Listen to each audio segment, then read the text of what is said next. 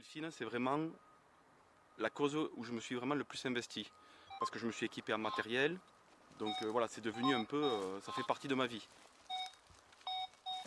Delphine Jubilard a disparu dans la nuit du 15 au 16 décembre 2020. C'était à Cagnac-les-Mines dans le Tarn et dès les premiers jours, Jérémy a participé aux battues pour la retrouver.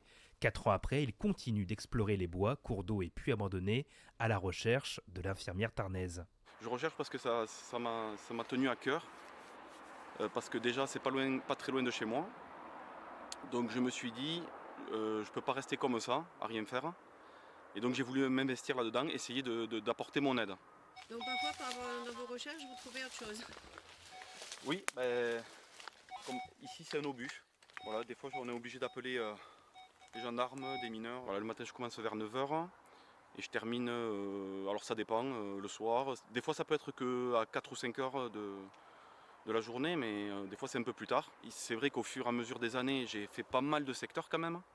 Je commence à bien connaître Cagnac et ses alentours. Je m'éloigne aussi, mais ce que en fait le plus compliqué c'est de le faire en finesse.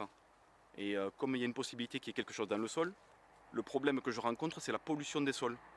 Ça, inutile d'en parler, un sac où j'ai vraiment tout dedans, c'est une petite caméra tout simplement voilà, mini, pour voir dans vraiment les petites cavités. Hein. Voilà, bon, ça c'est un grappin simplement, que je combine avec un aimant pour faire les cours d'eau, toujours pareil, pour espérer accrocher quelque chose de métallique. Donc dans ces cas-là, ce que je fais, c'est que c'est dans ces moments-là que je mets ma caméra. Dans un premier lieu, ce que j'essaie de faire, c'est de me mettre au centre du puits.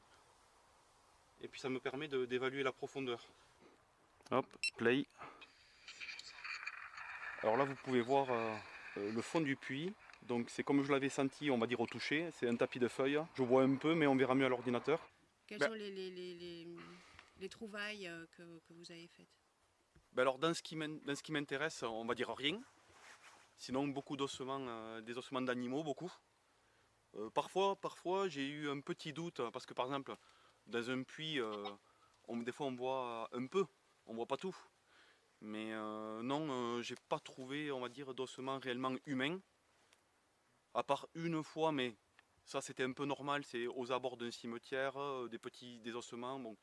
Mais c'est vrai que si un jour je tombais réellement sur quelque chose d'humain, il va falloir que je respire 2 minutes, certainement, pour bien faire les choses, pour pas polluer, parce qu'il ne faut pas polluer non plus l'endroit, surtout ça. Si on cherche vraiment, j'ai pas tout fait, hein, j'ai encore pas mal de choses à faire. Hein.